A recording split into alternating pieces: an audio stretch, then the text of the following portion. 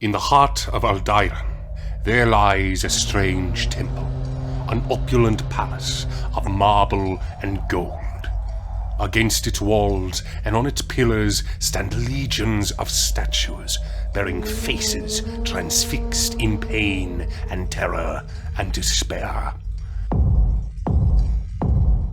Their gazes all point as one, and they look upon the temple's altar, and upon it a golden throne.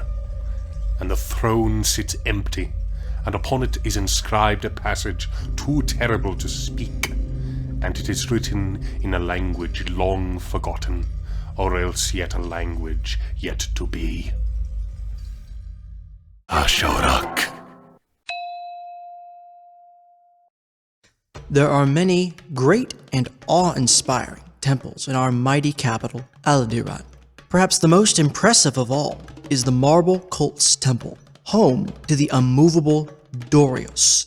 He is forever seated on a great podium, 7 cubits in height and 7 cubits of distance from the empty throne, and he is adorned in gold and lavish silks of all colors. And the podium is covered in coins of gold and silver, as well as bronze, both pale, red, green, and blue. And of the floor of marble is drenched in the blood of sacrifices of both man and beast. The scriptures say he was granted eternal life by Farokh, the eternally dreaming mountain. But Dorius is a mere boy, with not a single hair on his face and only 7 orthodron and 4 dactyloi in height. And the Dorian men say he weighs 200 talents and 7 strong oxen are needed to carry him. And his skin is made of pale marble and is cold and smooth to the touch. It is impervious to harm, as not a scratch is left on him by blazing fire, or by choking shadow, or by a raging stream, or by hardened wood, or by blinding lightning, or by the whirlwind's blade. Now the Dorian scholars say the temple was built 1,000 and 1,000 and 1,000 years ago, and they say it has stood here before Aldar came from the west, and is written that will stand here even after the promised end takes us all. But the Archons of Aldar say it was built in his honor 100 and 200 years ago. And so I have heard say the priests of the temples of Shariah and Osandan and Nevoch thus whispered the mad heretics of the Red City, servants of the Red Worm. But the temple embodies our city well, for it is a place heavy with divine blessings, a place of worship and gathering, to gain the favor of both gods and men. The faithful themselves are not to my liking, for they worship the sleeping god with fanatical fervor, and their treachery is as clear as day. And the priests speak their lies openly and with great pride. You must remember that to abandon your faith in Aldar, even in your heart, is treason, and that you would betray not only yourself, but all of mankind. Now I have witnessed that they have indubitably caught Farokh's many eyes. Truly, spirits lie in every corner of the temple. Moreover, their gifts are visible for all to see. Yes, the lives of his faithful are almost impossibly long. They are unaging and unchanging in body, forever young and virile and beautiful, but the same applies not to their minds. The weight of ages has worn down their senses, and the eldest among them are gibbering savages incapable of stringing together a single sentence. And the temple draws faithful from all ranks of the city, and the nobles and patricians, and the plebeians and the urchins among them. And the patrician initiates can be seen in the streets, for they cover themselves in the dust of marble and gold, that they may be remade in the image of Dorius. And they will paint their eyes and mouths in red and black dye, to commemorate the flesh they will soon forget.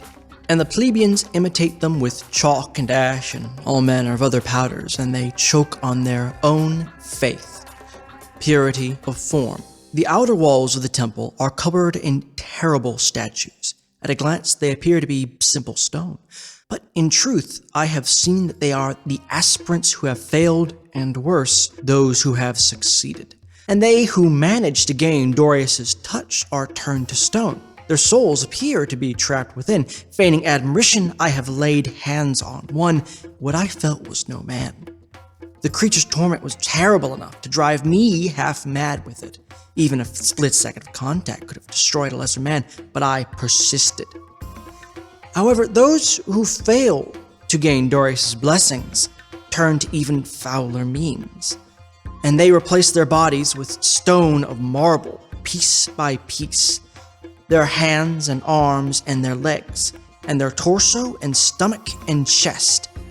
Last come the face and the ears and the head, and when the work is done, only a tiny trace of the man remains within. Whispered rumors say the poorest among them use sandstone and chalk, but if these should break, their souls shatter with them, turning into diffracted abominations of flesh and tooth and dust. And the rich among them, who do embellish their false limbs with gold and gems and a great many carvings, they are decorated in the shapes of Farokh and his fish and his spirits and all manner of foul beasts, and I have witnessed that none extol the virtue and strength of man.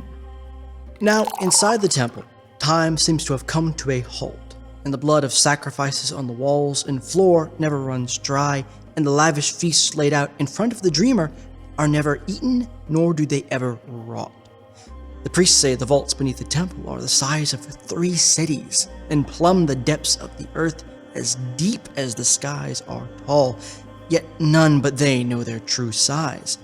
Their fees are unreasonable, for they claim any less would be an affront to the temple's divinity, but the price pales in comparison to the value of eternal storage.